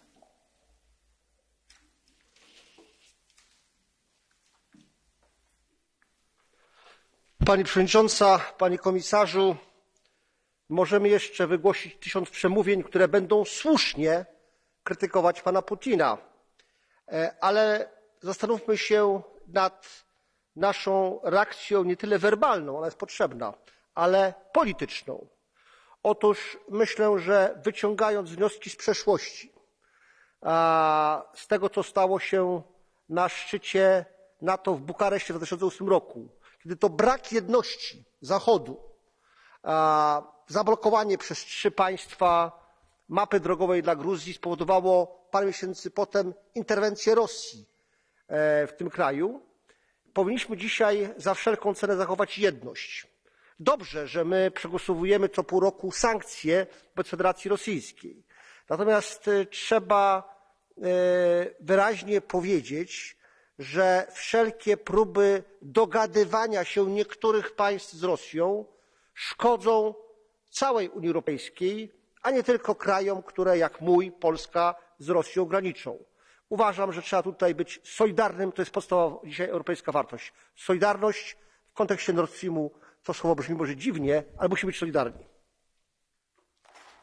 Dankeschön. Zugeschaltet ist uns jetzt die Kollegin Lexmann für 1 Minute 30. Thank you, Chair. The escalation at the Ukrainian border and in Russian-occupied territories of Ukraine is but the latest of series of actions undertaken by Kremlin, which seriously undermines peace and democracy in Europe. It is indeed the biggest challenge to European security since the end of the Cold War. Dear colleagues, we can no longer afford to stand by and watch this crisis unfold. Doing so, we may sleepwalk into a potential conflict over which we will have no control. I welcome the current resolution of this House and its consistent position, but what we need now is unity among the EU leaders as a cornerstone of any meaningful response. It is time for the EU leaders to use the upcoming Council meeting to set aside narrow interests and work united with our allies to address the current crisis. Because united, we have the leverage and the right tools to deter Kremlin from any further deterioration and destabilisation. Dear colleagues, the current crisis is serious, but it's still not beyond our control. Only united and resolute will be able to send a clear message to the Kremlin that we will use all our means to protect peace and security, and that we reject the return to sphere of influence and any attempts to undermine our democracies. Thank you. Dankeschön. Nächster Redner ist der Kollege Eroglu. 1 Minute. Sehr geehrte Frau Präsidentin, sehr geehrte Kolleginnen und Kollegen! Was wir derzeit an der ukrainischen Grenze erleben, ist eine aktive Kriegsbedrohung von der russischen Regierung. Weit über 100.000 Soldaten an der Grenze zur Ukraine, schweres Kriegswaffengerät und auch die medizinische Infrastruktur zur Behandlung von Soldaten wird auf russischer Seite aufgebaut. Es kann jederzeit passieren, dass die Ukraine erneut angegriffen wird. Schon 2014 gab es eine Grenzverschiebung auf dem europäischen Kontinent. Das gefährdet schon jetzt unseren Frieden und unsere Sicherheitsinfrastruktur auf dem europäischen Kontinent. Daher müssen wir schnellstmöglich mit aller Kraft, mit entschlossenem Willen gemeinsam mit unseren NATO-Partnern eine diplomatische Lösung finden. Wir müssen jetzt, so schnell es geht, diplomatische Beziehungen und Gesprächskanäle aufbauen, um dieses Problem zu lösen.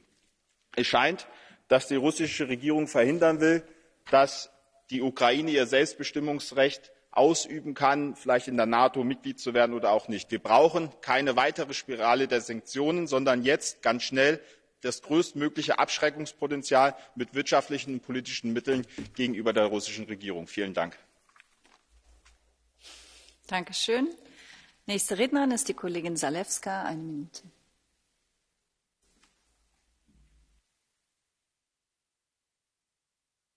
Koleżanki i koledzy, następne tygodnie i miesiące to wielki sprawdzian dla 2 wielkich światowych projektów, dla tym, czym jest Unia Europejska i czym jest NATO.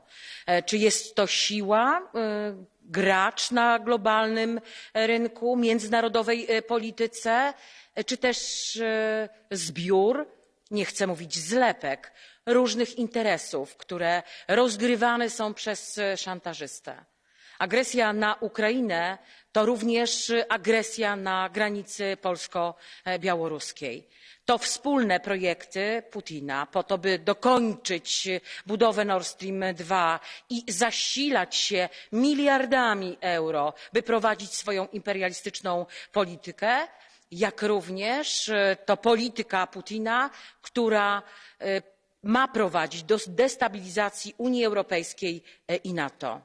Jedność, siła, konsekwencje, a nie indywidualne interesy. To daje nam szansę na to, by powiedzieć nie. Vielen Dank. Nächster Redner ist der Kollege Terras für 1 Minute 30.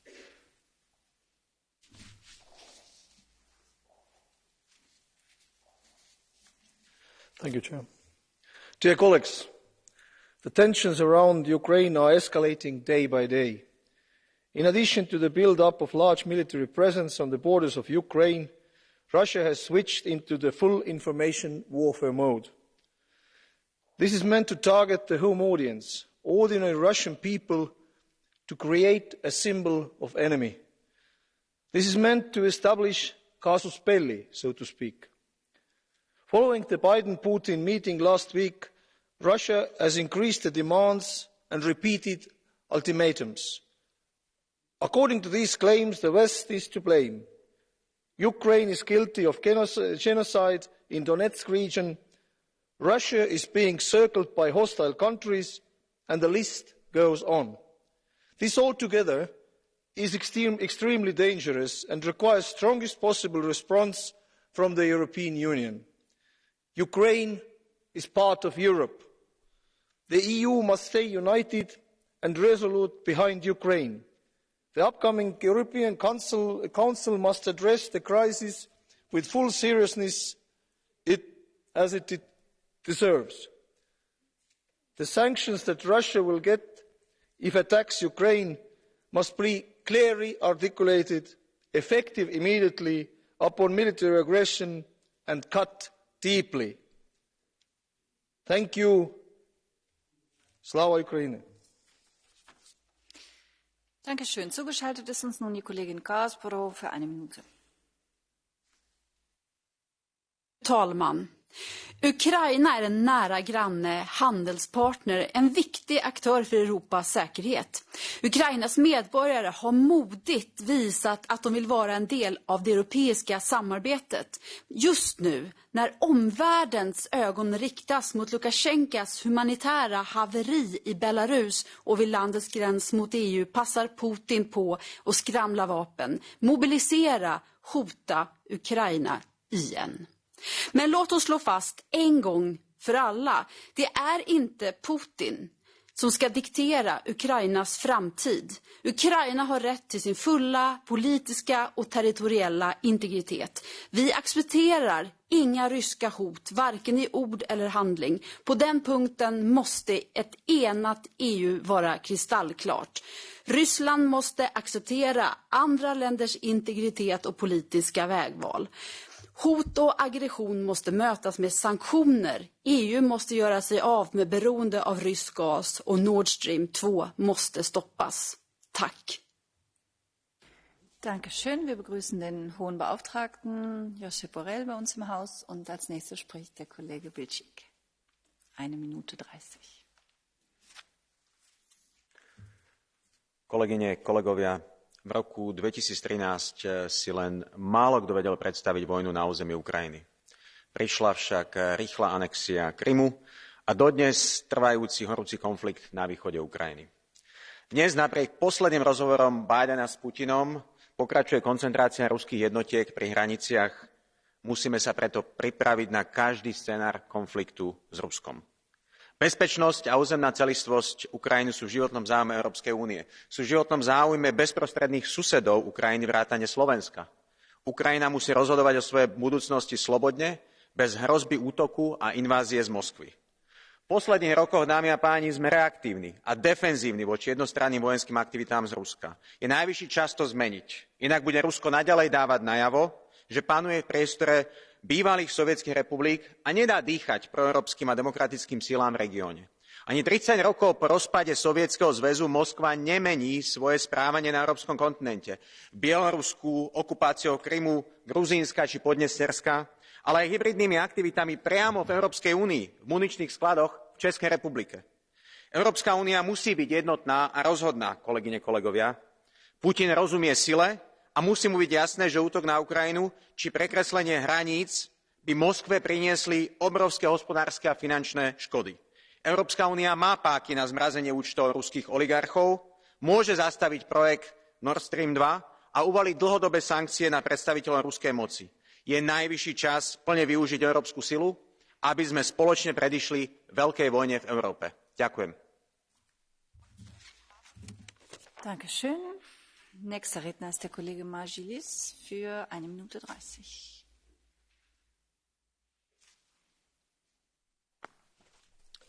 Dėkoju pirmininkė. Gerbėmieji, Rusija vis labiau eskaluoja situaciją. Jos karinių pajėgų telkimas prie Ukrainos sienų yra tiesioginis konvencinio karo provokavimas.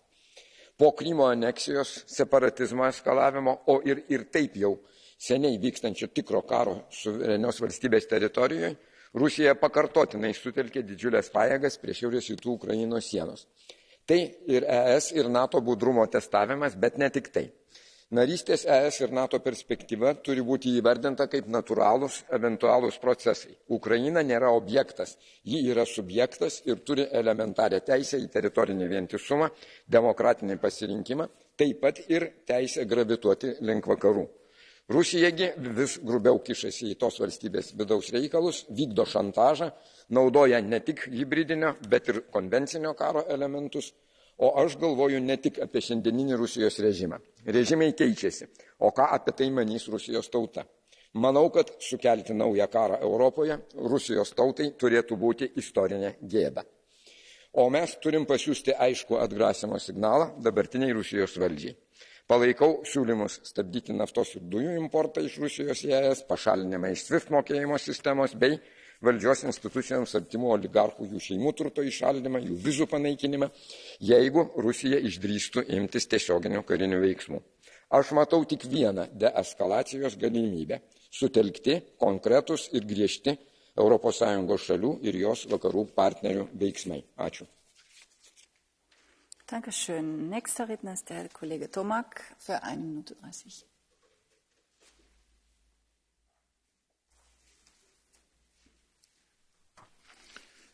Doamnă președinte, domnule înalt reprezentant, ceea ce se întâmplă acum la frontiera de est a Ucrainei, prin comasarea celor peste 100.000 de militari de către Rusia, reprezintă una dintre cele mai mari provocări la adresa Uniunii Europene.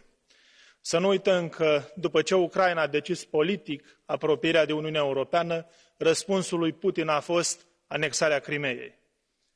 Kremlinul privește cu multă ostilitate orice stat din imediata noastră vecinătate care dorește să împărtășească același atașament împreună cu noi față de democrație, drepturile omului și libertatea de exprimare, valori care îi sunt străine lui Putin. El astăzi întruchipează omul perfect cu un profil al dictatorului care sfidează pe oricine și este dispus să-și trimită armata pentru a crea un conflict fără precedent în Europa. Rusia nu mai are de ce să fie membru în Consiliul de Securitate al ONU, membru permanent, deoarece a devenit o țară care pune în pericol pacea și stabilitatea în Europa. Eventuala invadare a Ucrainei va deschide un nou capitol, plin de evenimente cu deznodământ tragic. Tocmai de aceea Rusia trebuie să știe că va fi complet izolată și va plăti un preț scump pentru această ambiție stalinistă.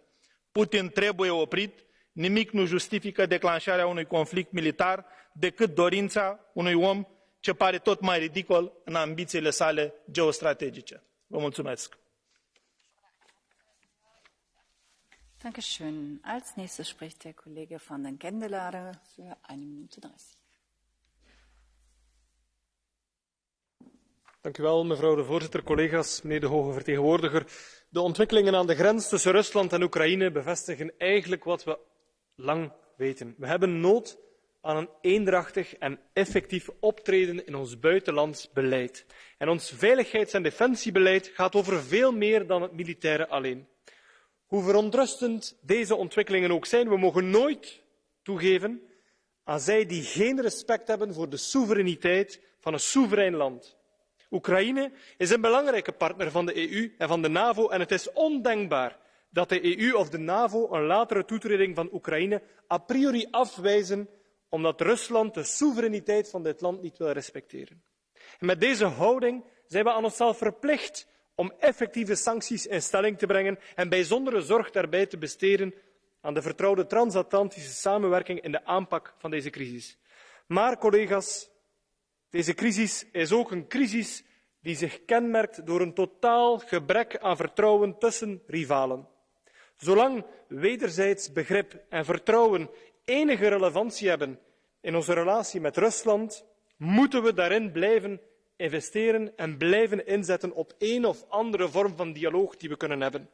Praten met elkaar kan, zonder dat we onze principes verloochenen, hopelijk bijdragen tot de-escalatie en wie weet tot wat nog meer. Maar is alleen zinvol als Poetin in onze sterkte gelooft en als wij geloofwaardig zijn. En daar moeten we zelf voor zorgen. Dank u. Vielen Dank. Es spricht abschließend der Kollege Sokol, 1 Minute 30.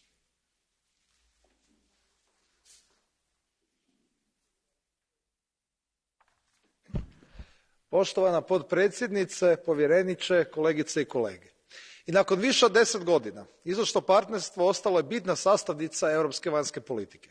U kontekstu tog partnerstva Ukrajina je naš važan gospodarski, sigurnosni i energetski partner. Sigurnost istočnog dijela Europske unije izravno ovisi o sigurnosti i stabilnosti Ukrajine i zato moramo aktivno raditi na njenom jačanju. Kulturološki Ukrajina je oduvijek bila dio Europe. Stoga je važno da Europska unija uz podupiranje njezine teritorijalne cjelovitosti i suvereniteta nastavi i gospodarski pomagati Ukrajini, pogotovo u vidu investicija koje će omogućiti građanima Ukrajine da žive kvalitetnijim životom. Ta pomoć je danas, ako uzmemo u obzir veličinu ove zemlje i njene potrebe, apsolutno premala. Europska unija mora aktivnije početi pomagati Ukrajini u gospodarskom, socijalnom, vojnom i kulturnom smislu ukoliko želi očuvati dijelom zapadnog kulturnog kruga. Vi ste, povjereniče, najavili određene mjere koje pozdravljam, ali potrebno je poduzeti puno više od toga. Hrvatska možda najbolje od svih država članica može razumjeti zbivanja u Ukrajini jer smo sami, ne tako davno, bili žrtvom agresije te smo morali reintegrirati dio svog teritorija. Tada smo se osjećali ostavljenima od svih, a tako nešto ne smije se ponoviti u Ukrajini. Ne možemo očekivati od Ukrajine da bude nekakav europski graničar, a pogotovo ne bez da joj damo nešto za uzvrat. Ukrajini ne trebaju riječi rezolucije, već konkretna djela, a tu je Europska unija, nažalost, previše puta podbacila u prošlosti. Zato ne smije podbaciti i sada. Hvala lijepo. Herzlichen Dank. Dann darf ich jetzt für die Kommission das Wort erteilen dem Hohen Beauftragten, Herrn Josep Borrell.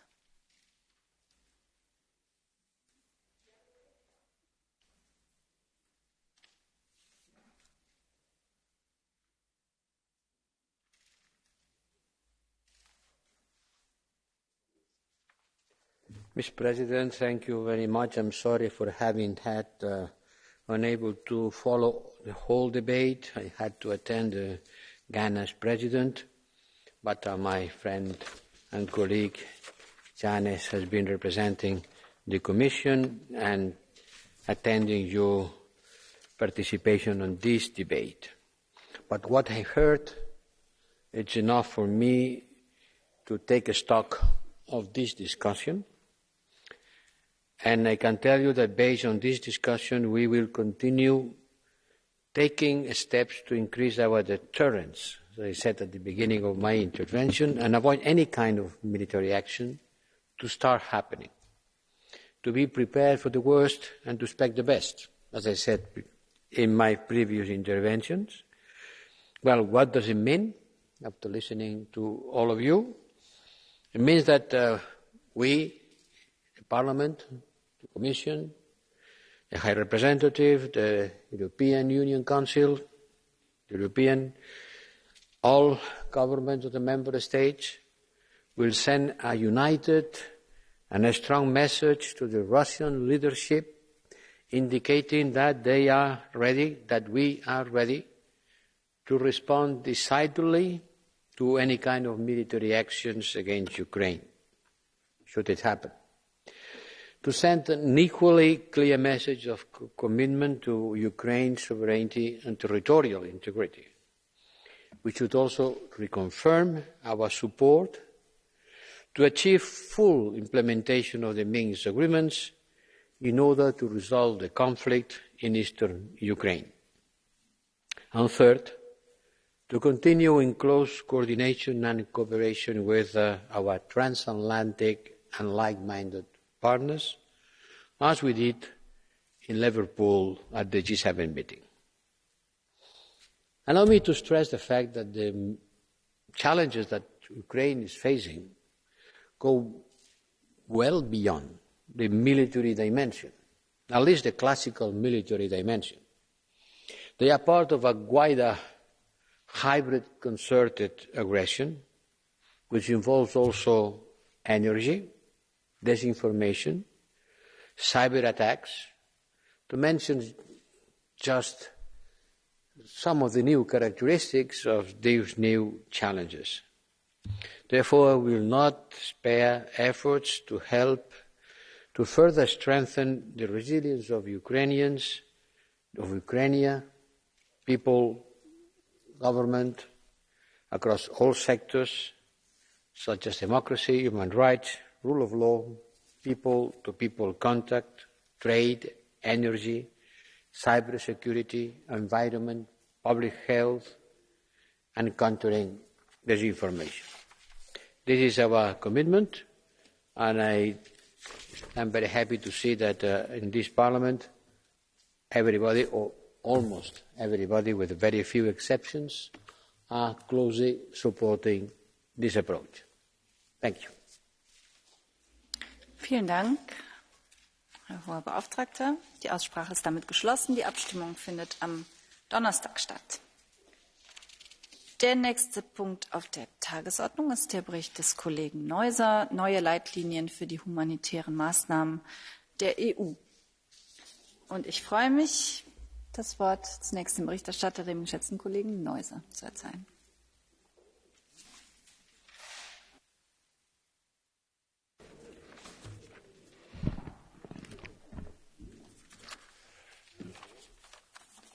Dear Vice President, liebe Katharina, dear Commissioner, dear colleagues, the world does not come to rest. Afghanistan, civil war in Ethiopia,